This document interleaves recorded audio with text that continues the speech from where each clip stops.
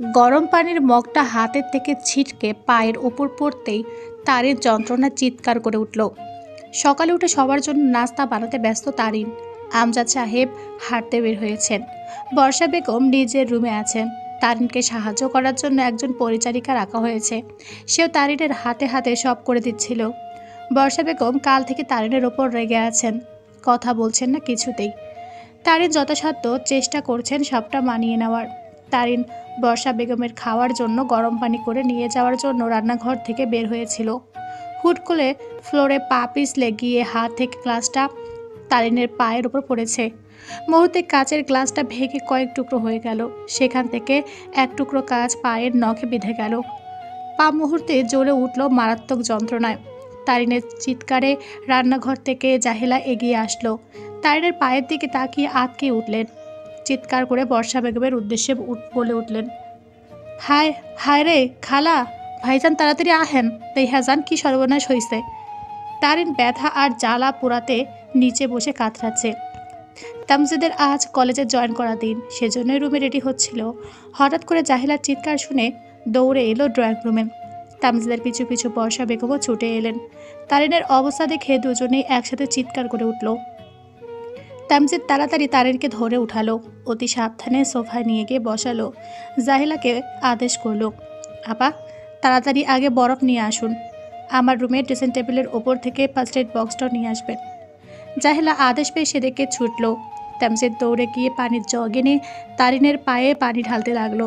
তারিন নিঃশব্দে কাঁদছে। নিজের বাড়ি হলে এতক্ষণে বিলাপ করে কাঁদা শুরু করে দিত। এখানে লজ্জায় চুপচাপ কাঁদছে, কিছু বলছে না। বর্ষা বেগম তারিনের পাশে বসলেন। শাসনের স্বরে বলে উঠলেন, কি করে হলো এসব? দেখে কাজ করবে না তো? এতটুকু একটা মেয়ে এত কাজ করতে হবে কেন?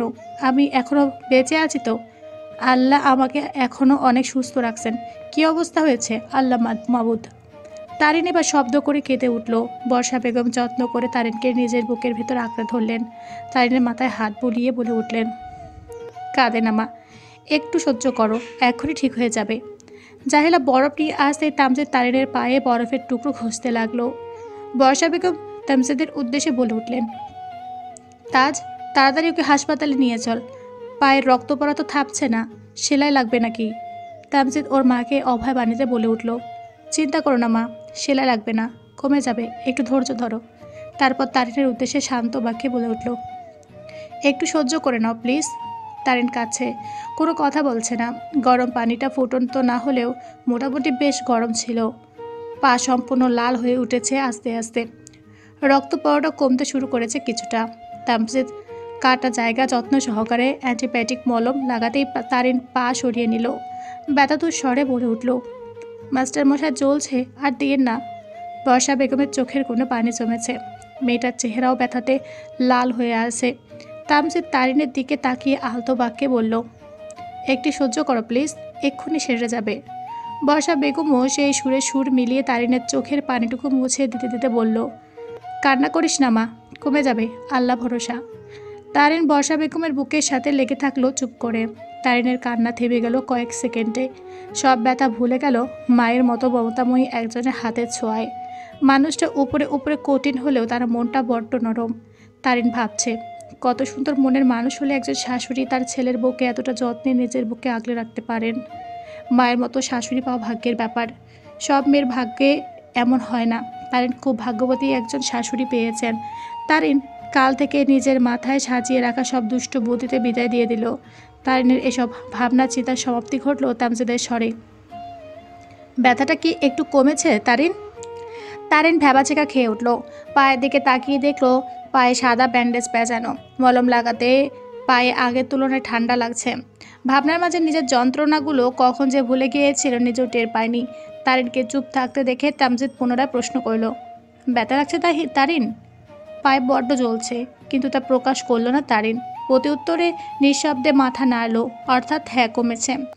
জাহিলা এক গ্লাস পানি এনে দিতেই তারিন তা ঢকঢক করে গিলে ফেলল। বর্ষা বেগম তামজিদের উদ্দেশ্যে বলল, তাজ তারিনকে নিয়ে ঘরে যা, আমি ওর জন্য রুমে খাবার পাঠিয়ে দিচ্ছি।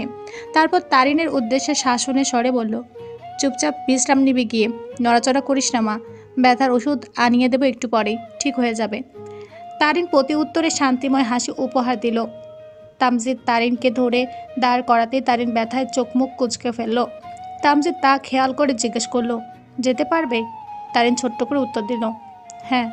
তামজিদ খুব সযত্নে তারিনকে রুমে নিয়ে এসে বিছানায় বসালো। ধমকের স্বরে বলে উঠল, এই মেয়ে, তোমাকে সব কাজ এত বেশি বুঝতে হবে কেন? কে বলেছে তোমাকে এত বেশি বুঝতে? বলেছি আমরা কেউ? বলো বলেছি। শেষের কথাটা তামজিদ বেশ জোরে বলেছে। তারিন ভয় পেয়ে খানিকটা নড়ে চড়ে বসলো। জাহিলা খাবার দিয়ে যেতে তামজিদ যত্ন নিয়ে খাইয়ে দিল, একটা পেন কিলারও খাইয়ে দিল। তারপর সতর্ক বার্তার স্বরে বলে উঠল, শোনো, সারাদিনে একটু নড়াচড়া করবে না, চুপচাপ রেস্ট নেবে। কিছু হেল্প লাগলে জাহিলা আপাকে ডাকবে, বুঝেছো? তারিন হেসেই বলল, ঠিক আছে মাস্টারমশাই। তামজিদ তারিনকে সব কিছু বুঝিয়ে শুনিয়ে দিয়ে চলে গেল নিজ গন্তব্যে। দিন গড়িয়ে রাত নেমেছে ভুবন জুড়ে। তারিনকে আজ সারা দিনও বর্ষা বেগম বিছানা থেকে নামতে দেয়নি। কিছুক্ষণ পর পর নিজে এসে তারিনের খোঁজ নিয়ে গেছেন। রাতের খাবার শেষ করে তারিন নিজের রুমে বসে বসে চিপস খাচ্ছে আর কিছু একটা ভাবছে। ওর পাশেই তামজিদ ল্যাপটপে নিজের কাজে করতে ব্যস্ত। তখনই তারিন হঠাৎ বলে উঠল, মাস্টারমশাই, একটা প্রশ্ন করব? তামজিদ ব্যস্ত স্বরেই বলল, পারমিশন নিচ্ছ না কেন? বন্ধুকে কিছু বলতে বুঝে পারমিশন লাগে? তারিন সে প্রসঙ্গে না গিয়ে সরাসরি প্রশ্ন করল, আপনি আমাকে মন থেকে মেনে নিয়েছেন মাস্টারমশাই? তামজিদ অবাক হলো, কিন্তু হাতের ব্যস্ততায় সেদিকে বেশি নজর দেওয়ার সময় হলো না। ব্যস্ত ভঙ্গিতেই বলল, হঠাৎ এ কথা বলছো যে, কোনো সমস্যা? তারিন ভাবুক স্বরে বলে উঠল, না, এমনিতে জানতে ইচ্ছে হলো। ছোটো মাথায় এত ভাবনা রেখো না। তারিন দীর্ঘশ্বাস ছেড়ে বলল, ঠিক আছে। অতঃপর দুজনে চুপ হয়ে গেল। তারিন মনে মনে ভাবছে, তামজিদ এত শান্ত আছে কি করে? তামজিদ কি সত্যিই মন থেকে সব মেনে নিয়েছে, নাকি মেনে নেওয়ার চেষ্টা করছে? তামজিদ কি এত সহজে সব ভুলে গেল? নিজের ভালোবাসাকে ভুলে যাওয়া এত সহজ? তামজিদের এত শান্ত ব্যবহারে তারিনের বড্ড সন্দেহ হচ্ছে। নিজের মনের প্রশ্নগুলোকে দমিয়ে রাখতে পারল না। সন্দিহান স্বরে জিজ্ঞেস করল, মাস্টারমশাই, দিশা আপু আপনাকে এখন আর ফোন করে না? তামজিদের হাতটা থেমে গেল। ভ্রু কুচকে তাকালো তারিনের দিকে। তারিন আগের থেকে তামজিদের দিকে উত্তরের আশা তাকিয়ে আছে। এবার তামজিদের চোখে চোখ পড়তেই দেখলো তামজিদের চোখে ভয় আর অস্বস্তি। কিন্তু কেন? কিছু কি তারিনের থেকে লুকানো হচ্ছে? মাঝরাতে নিজের স্বামীকে তার প্রাক্তনের সাথে কথা বলতে শুনে অজানা ভয়ে বুকটা কেঁপে উঠল তারিনের। কিছুক্ষণ আগে তামজিদের ফোনের রিংটোনের শব্দে তারিনের ঘুম ভেঙে যায়। তখনই তামজিদ ফোন নিয়ে খুব সাবধানে বেলকনিতে চলে যায়। বেশ অনেকক্ষণ যাবৎ বেলকনি থেকে কথা বলার নিম্ন আওয়াজ ভেসে আসছে তারিনের কানে। তারিন আর শুয়ে থাকতে পারল না, বসে পড়ল। ভয় আর সন্দেহে বিদঘুটে অনুভূতি সৃষ্টি হলো মনে। মাথার মধ্যে বেশ যন্ত্রণা শুরু হলো। জ্বরে শরীর বেশ দুর্বল লাগছে। জ্বর এসেছে কখনো ঘুমের মধ্যে টের পায়নি। এখন সব মিলিয়ে শরীর আর টানছে না। মনে হচ্ছে ও এখনই জ্ঞান হারাবে। যতই হোক, একটা মেয়ে নিজের স্বামীর ভাগ কাউকে দিতে পারে না, কিন্তু তারিনকে সব জেনে বুঝে সহ্য করতে হচ্ছে। তামজিদকে ওকে ঠকাবে জেনেও ভয় পাচ্ছে। চোখ থেকে নোনা জল গড়িয়ে পড়তে লাগলো টপ টপ করে। তবুও নিজের মনকে কিছুক্ষণ আগের কথাগুলো মনে করিয়ে শান্ত করার চেষ্টা করতে লাগলো। এই তো কিছুক্ষণ আগের কথা। তারিনের প্রশ্নে তামজিদ শান্ত বাক্যে বলে উঠল, হ্যাঁ, ফোন দেয়। প্রতিদিন নিয়ম করেই 2-3 বেলা ফোন দেয়। তারিন অবাক হয়ে তাকিয়ে রইল তামজিদের দিকে। বুকটা ভারী হয়ে উঠল হঠাৎ। ছেলেটা এত শান্ত বাক্যে এই শব্দগুলো উচ্চারণ করছে কিভাবে? বুক কাঁপছে না তার? নিজের স্ত্রীর কাছে বড় মুখ করে প্রাক্তনের উপস্থিতিতে জানান দিচ্ছে। তারিনের অবিশ্বাস্য চোখের দিকে তাকিয়ে তামজিদ হাসলো। সেদিকে তাকিয়ে তারিন অবাক স্বরে প্রশ্ন করল, আপনি দিশা আপুর সাথে এখনও যোগাযোগ রেখেছেন মাস্টারমশাই? হ্যাঁ রেখেছি, কিন্তু সেটা দরকারি। দরকার?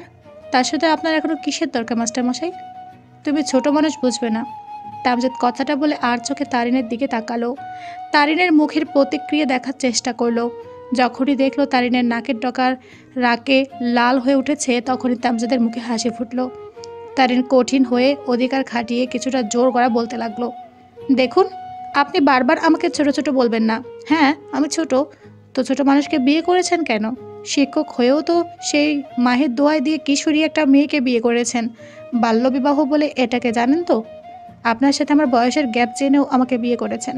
সব জেনে বুঝে বিয়ে করে এখন ছোট ছোট বলে আমাকে দমিয়ে রাখতে পারবেন না। আমি আপনার বউ, তাই আমি ছোট কি বড় সেসব নিয়ে বারবার প্রশ্ন তুলবেন না।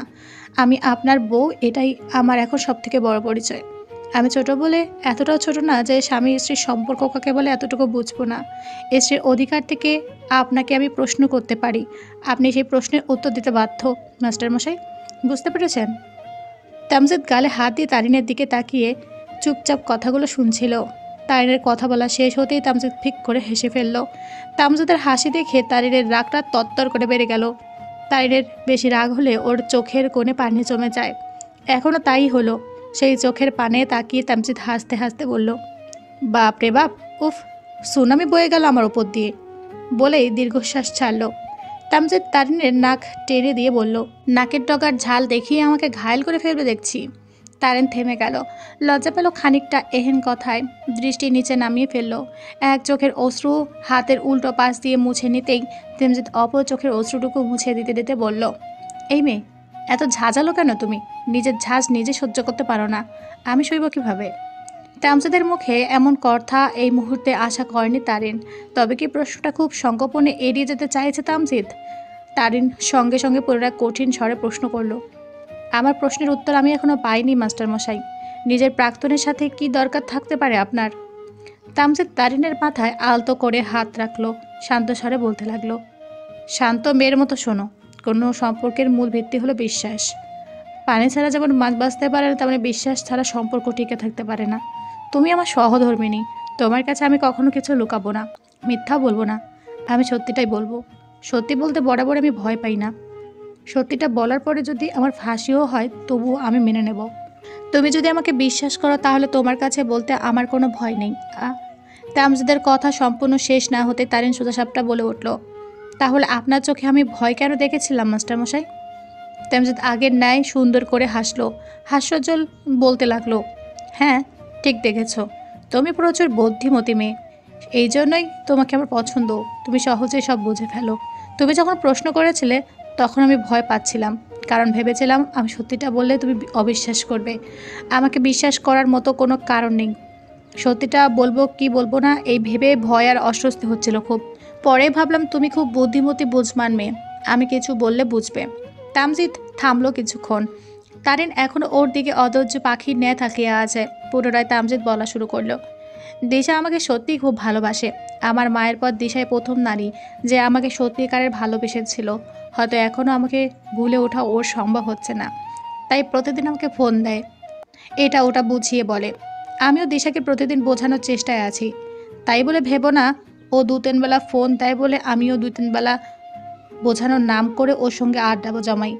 এটা আমার দ্বারা হবে না। আর আমি আমাদের হালাল সম্পর্কে দাগ লাগাতে দেব না কখনো, এতটুকু বিশ্বাস রেখো। আজকেও সারাদিনে ওর ফোন রিসিভ করিনি। আমার কলেজেও গিয়েছিল কিন্তু আমি ওর সামনে যাইনি, বিশ্বাস করো। তামজিদের বুক চেড়ে দীর্ঘশ্বাস বেরিয়ে আসলো। সে দীর্ঘশ্বাসের স্বরে স্বরে তামজিদ বলে উঠল, দেখো, দিশার দোষ একটাই, ও আমার জন্য সামান্য স্যাক্রিফাইসটুকু করতে পারেনি। আর তো কোনো দোষ নেই, তাই ওর সাথে আমি তো বাজে ব্যবহার করতে পারি না। আমার দ্বারা যতটুকু সম্ভব বুঝিয়ে বলার চেষ্টা করছি। শুধুমাত্র এইটুকু দরকারে ওর সাথে আমার যোগাযোগ আছে এখনও। এই যোগাযোগটুকু বন্ধ হয়ে যাবে খুব শীঘ্রই। আল্লাহর কাছে দোয়া করো যেন আমি অতীতের রেশ থেকে বেরিয়ে আসতে পারি, হালাল সম্পর্কটা আঁকড়ে বাঁচতে পারি। তারিন কিছু বলল না। দুজনের মাঝে নীরবতায় কেটে গেল কিছু মুহূর্ত। নীরবতা শেষে তামজিদ ব্যর্থ স্বরে বলে উঠল, সব দোষ আমার, আমি ব্যর্থ পুরুষ। আমার মতো ব্যর্থ পুরুষকে কোনো মেয়ে ভালো না বাসুক। বলে তামজিদ শুয়ে পড়ল। তামজিদের চোখের জল তারিনের চোখ এড়িয়ে যায়নি।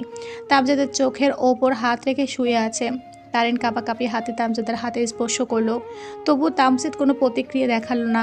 তারিন ভরসা দিয়ে বলে উঠল, আমি তো আপনার বন্ধু, তাই না মাস্টারমশাই? তাহলে আমাকে ভরসা করুন, আমি আপনাকে কখনো অবিশ্বাস করব না। সব পরিস্থিতি আমি আপনার বন্ধু হয়ে পাশে থাকবো মাস্টারমশাই, চিন্তা করবেন না। তামজিদ এবার হাত ছড়ালো, তারিনের দিকে তাকিয়ে হাসলো, গাল টেনে বলে উঠল, হয়েছে ম্যাডাম, এবার আপনি শুয়ে পড়ুন, আপনার শরীর কিন্তু ভালো না। তারিনও হেসে শুয়ে পড়ল।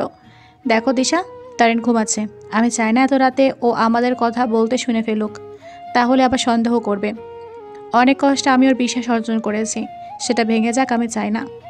তামজিদের এহেন কথা তারিনের কানে আসতেই তারিনের বুকের ভেতরটা চেপে আসলো। তারিন আকাশ কুসুম ভাবতে ভাবতে বিছানা থেকে নেমে এসে বেলকনির দরজার পাশে দাঁড়িয়েছিল। তখনই কথাটা শুনতে পাই, কথাটা শোনা মাত্রই তারিনের সন্দেহগুলো আবার মাথা চাড়া দিয়ে উঠল। তামজিদকে বিশ্বাস করবে কি না সেটা নিয়ে দোটানায় পড়ে গেল।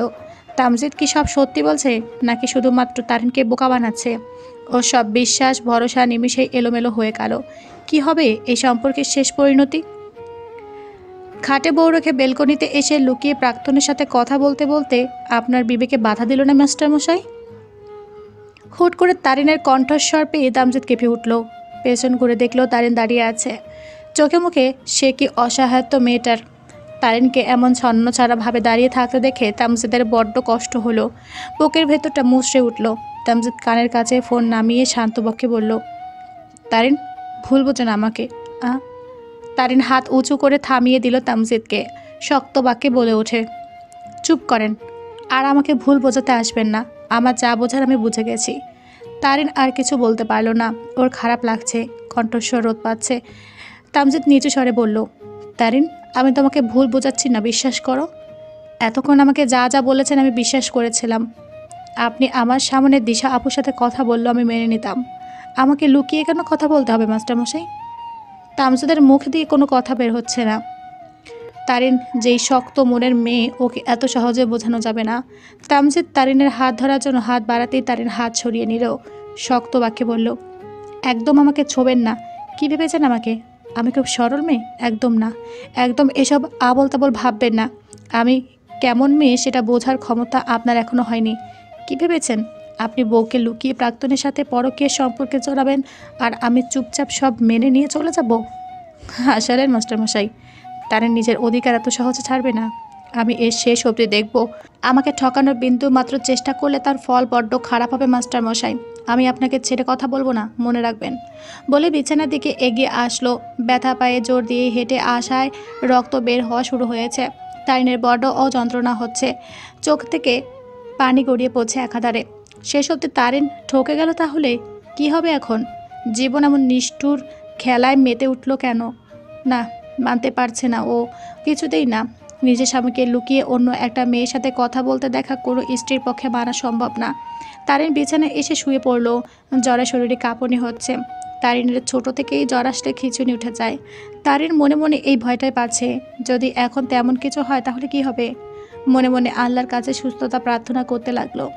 পাতলা কম্বলটা গায়ে পেঁচিয়ে চোখ বন্ধ করে রইল জোর করে। চোখ থেকে নীরবে অশ্রুরাশি ঝরঝর করে পড়ছে। তামজিদ ঠায় দাঁড়িয়ে আছে সেখানে। তারিনের ঠোঁট কেঁপে হালকা শব্দ হচ্ছে।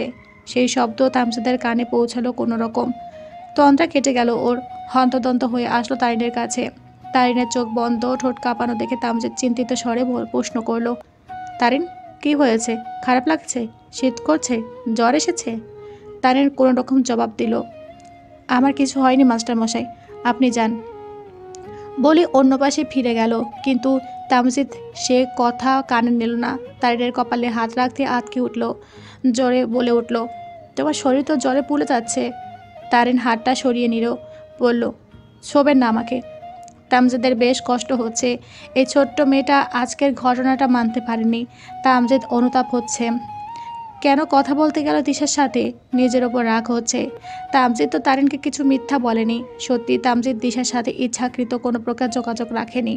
নিজে সরে আসার চেষ্টা করেছে দিশার থেকে।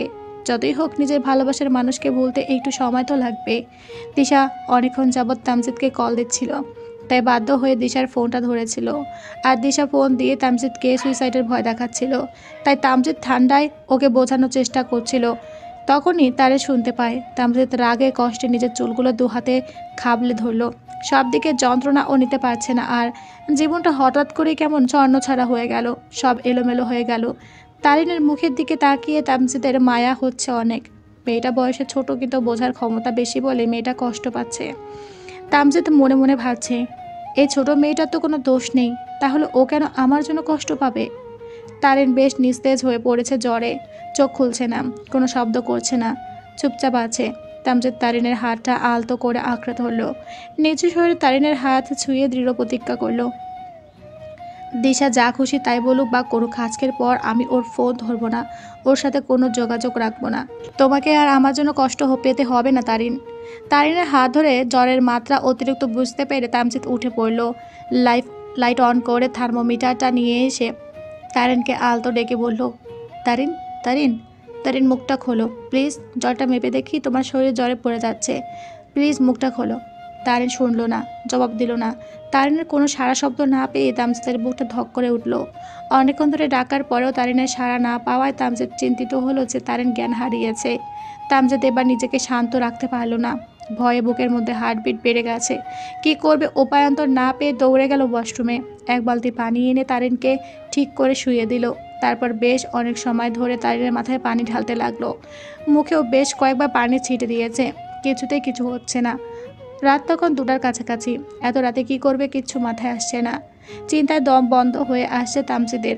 নিজে নিজে হাঁসফাঁস করতে লাগলো। প্রায় 15-20 মিনিট পর তামজিদ তারিনের মাথায় পানি ঢাললো। তখনও তারিনের কোনো হুঁশ নেই। এবার আর তামজিদ নিজেকে শান্ত রাখতে পারল না। জ্বরটাও কিছুতে কমছে না। তামজিদ বেশ আতঙ্কিত স্বরে তারিনকে ডাকতে লাগলো। তারিন, এই তারিন, চোখ খোলো প্লিজ, চোখটা খোলো তারিন। না, কোনো সাড়া নেই। তামজিদ তারিনের নাকের কাছে হাত দিয়ে চেক করলো নিঃশ্বাস নিচ্ছে কিনা। হ্যাঁ, নিঃশ্বাস পড়ছে। এবার তারিনকে কাত করে শুয়ে দিল। তারপর দৌড়ে গেল জাহেলার কাছে। গিয়ে জাহেলাকে তারিনের কাছে পাঠালো। চিৎকার চেঁচামেচি করতে না করলো।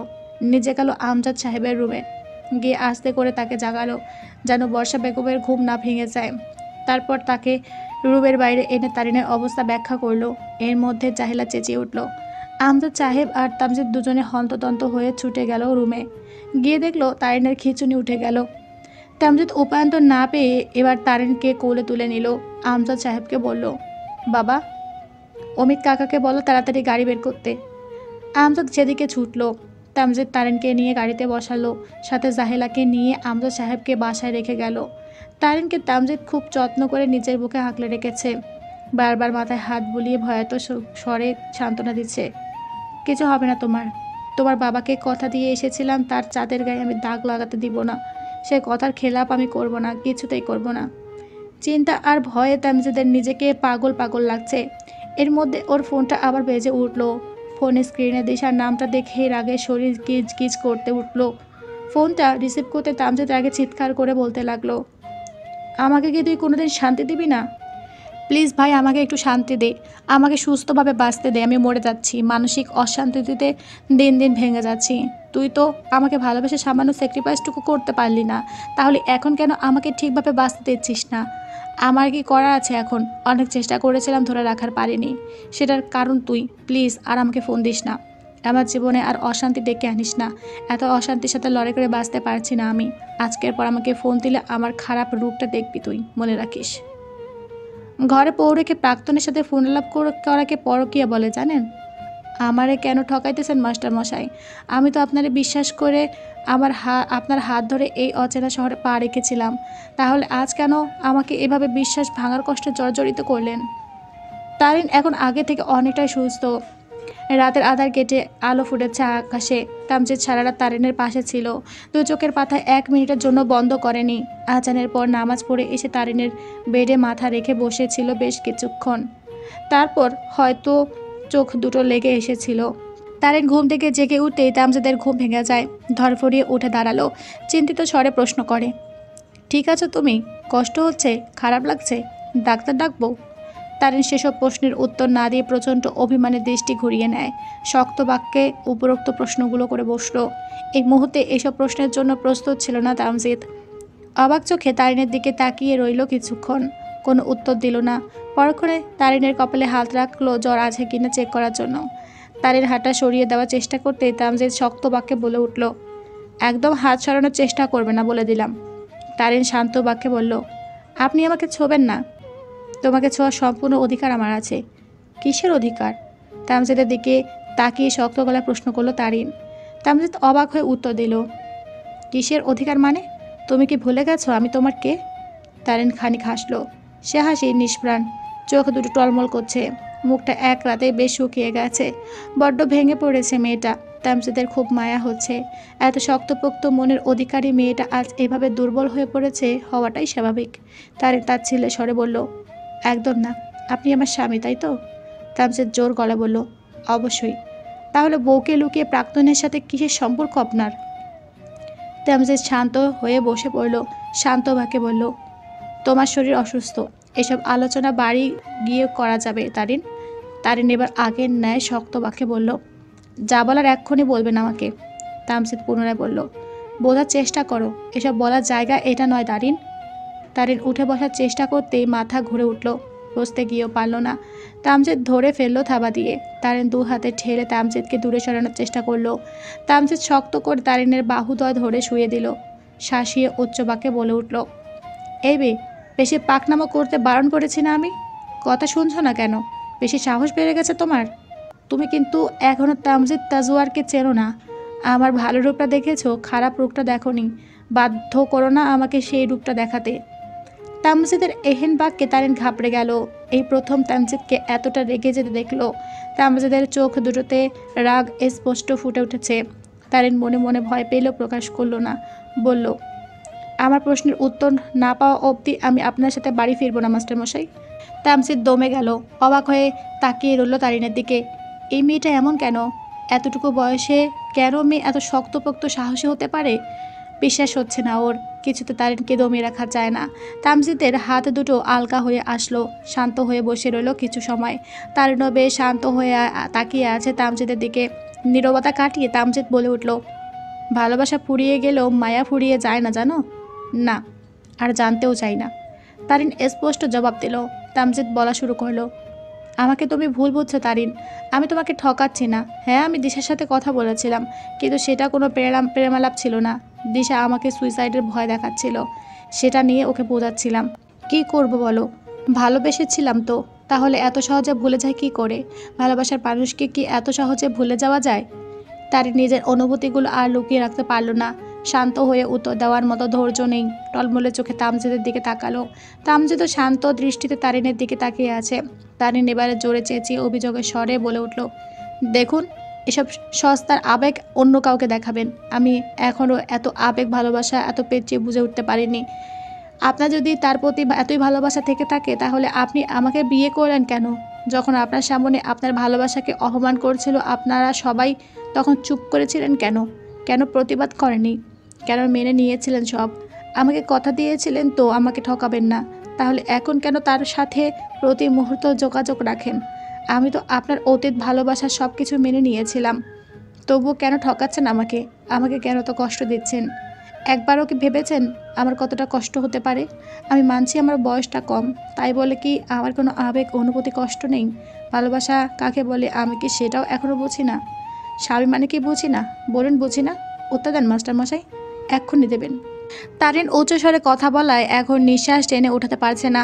বড় বড় নিঃশ্বাস নেওয়ার চেষ্টা করলো। নিঃশ্বাস নিতে না পেরে ফুফিয়ে কান্না করে উঠল। তামজিদের চোখেও জল জমেছে। নিজেকে পৃথিবীর সব থেকে অসহায় ব্যক্তি মনে হচ্ছে। কীভাবে বোঝাবে তারিনকে? কোনো শব্দ, ভাষা, বাক্য মাথায় আসছে না। সব কিছু অসহ্য লাগছে। মন মস্তিষ্কের লড়াইয়ে তামজিদ আজ হেরে যাচ্ছে বারবার। দুজনের মাঝেই নীরবতা, কোনো উত্তর নেই ওর কাছে। এর মাঝে কেবিনে প্রবেশ করলো নার্স। তারিনকে কান্না করতে দেখে উদ্বিগ্ন হয়ে জিজ্ঞেস করলো, এ কি, আপনি কাঁদছেন কেন? এভাবে কান্না করলে আপনার ক্ষতি হবে। টেস্ট রিপোর্টে আপনার শ্বাসকষ্ট ধরা পড়েছে। কথাটা শুনে তামজিদের চোখ তুলে তাকালো। চিন্তিত হয়ে প্রশ্ন করলো, কি বললেন? নার্স শান্ত স্বরে বলল, জি, এই যে রিপোর্টগুলো দেখুন। আমি আপনাকে রাখতে এসেছিলাম। আপনাকে ডাক্তার তার চেম্বারে ডেকেছে, আসুন। তামজিদ রিপোর্টগুলো নিয়ে এক নজর চোখ বুলিয়ে নিল। নার্সের হাতে রিপোর্টগুলো দিয়ে শান্ত বাক্যে বলল, আপনি যান, আমি আসছি। তারপর তারিনের পাশে গিয়ে ওর কাঁধে হাত রাখলো। অনুরোধের বাক্যে বলল, প্লিজ কান্না করো না, কান্নাটা থামাও। আমি কথা দিচ্ছি আজকের পর তোমার চোখের পানি চোখে গড়িয়ে গালে পড়তে দেব না ইনশাল্লাহ। শেষবারের মতো একবার আমাকে বিশ্বাস করো। যাকে ভালোবেসেছিলাম তাকে ধরে রাখতে পারিনি, এখন যে আছে তাকে হারাতে দেব না। তারিনের মন শান্ত হলো, কিন্তু উপরে প্রকাশ করলো না। তামজিদ চলে গেল ডাক্তারের কেবিনের উদ্দেশ্যে। তামজিদের যাওয়ার পানে তাকিয়ে তারিন একা একা বলে উঠল, আপনাকে আমার কারোর পাশে সহ্য হয় না মাস্টার মশাই। আমার কষ্ট লাগে। কেন লাগে? আমার তো কষ্ট পাওয়ার কথা না, তবুও কেন কষ্ট লাগে মাস্টার মশাই? তারিন নিজের প্রশ্নের উত্তর খুঁজতে ব্যস্ত হয়ে পড়ল। সন্ধ্যা নামার কিছুক্ষণ আগে তারিনকে হাসপাতাল থেকে ছাড়পত্র দেওয়া হয়েছে। তামজিদ তারিনকে খুব যত্ন করে বাসায় নিয়ে এসেছে। বর্ষা বেগম দরজা খুলে তারিনের অসুস্থ চেহারা পানে তাকিয়ে জড়িয়ে ধরলেন শক্ত করে। কান্নারত স্বরে বলে উঠলেন, তুই হঠাৎ করে এমন অসুস্থ হয়ে গেলি কি করে রে মা? তোর কষ্ট হচ্ছে, আমাকে একবার ডাকতে পারতি না? আমি কি তোর কেউ না? আমাকে কি বলা যেত না? আজকে সারাদিনেও কেউ আমাকে হাসপাতালে যেতে দিল না। তোকে একটাবার খুব দেখতে ইচ্ছে হয়েছিল রে মা। তারিনের অসুস্থ মস্তিষ্ক হঠাৎ করে সুস্থ বোধ করলো। শাশুড়ি যখন মায়ের মতো আগলে রাখে তখন শ্বশুরবাড়িটাও বাবার বাড়ির মতো আপন মনে হয়। তামজিদ বলল, মা ওকে ভেতরে যেতে দাও, বসাও নিয়ে। তারিন বাধা দিয়ে বলে উঠল, আমি একদম ঠিক আছি মা, একদম ব্যস্ত হবে না আমাকে নিয়ে। না। বর্ষা বেগম সে কথা কর্ণপাত করল না। তারিনকে আস্তে আস্তে ধরে রুমে নিয়ে আসলো। খাটের ওপর বসিয়ে দিয়ে বললেন, এখানে বসে থাকবি চুপচাপ। তারিন মাথা নাড়িয়ে সায় দিল, অর্থাৎ ঠিক আছে। কিছুক্ষণ তারিনের পাশে নিজেও বসেছিলেন। তারপর মাগরিবের আজান দিতে সে নিজেই রুমে চলে গেলেন নামাজের জন্য। তারিন ও আস্তে আস্তে উঠে উজু করে এসে নামাজ আদায় করে নিল। নামাজ থেকে উঠে ড্রয়িং রুমে আসতে দেখল তামজিদ হাত ভর্তি ফলমূল আর শুকনো খাবার নিয়ে ভেতরে ঢুকছে। তারিনকে দেখে তামজিদ শুকনো হাসি দিয়ে উঠল। তারিন সেদিকে খেয়াল না করে সোজা রুমে এসে পড়ল। তামজিদ অবাক হলো বটে, তবে চমকায়নি। তারিন বিছানায় বসে বসে ফোন খাচ্ছে। ঢাকায় আসার পর তামজিদ তারিনকে একটা নতুন ফোন কিনে দিয়েছে। কাল রেজাল্ট দেবে মাথার মধ্যে সে চিন্তা ঘুরপাক খাচ্ছে। কিছুক্ষণ বাদে তামজিদ রুমে ঢুকে প্রশ্ন করল, ফোন ঘাটছো কেন? রেস্ট নিতে বলছি না তোমাকে? তারিন সে কথায় পাত্তা দিল না। এতটা মনোযোগ দিয়ে ফোন দেখছে যেন রুমে ও ব্যতীত আর কেউ নেই। তারিনের থেকে কোনো রকম উত্তর না পেয়ে তামজিদ পুনরায় বলে উঠল, ফোন রাখো, আমার তোমার সাথে কথা আছে। তারিন এবারও কোনো উত্তর দিল না, আগের ন্যায় ফোন দেখতে ব্যস্ত। তামজিদ এবার চরম অবাক হয়ে তাকিয়ে থাকলো তারিনের দিকে। মেয়েটাও কি ওকে ইগনোর করছে, পাত্তা দিচ্ছে না, নাকি রাগ করেছে, অভিমান করেছে বোধ হয়। তবু ব্যাপারটা তামজিদের হজম হচ্ছিল না। তার কথা বাড়ল না, চুপচাপ তোয়ালে নিয়ে ওয়াশরুমে ঢুকে গেল। তামজিদ ওয়াশরুমে ঢুকতেই তারিনের ঠোঁটদয় হাসি ফুটল, দুষ্টু হাসি যাকে বলে। মনে মনে বলল, মাস্টারমশাই আপনাকে অনেক ছাড় দিয়েছি, আর দিতে পারবো না। এবার থেকে দেখবেন তারিন আপনাকে ঠিক কীভাবে বশ করে।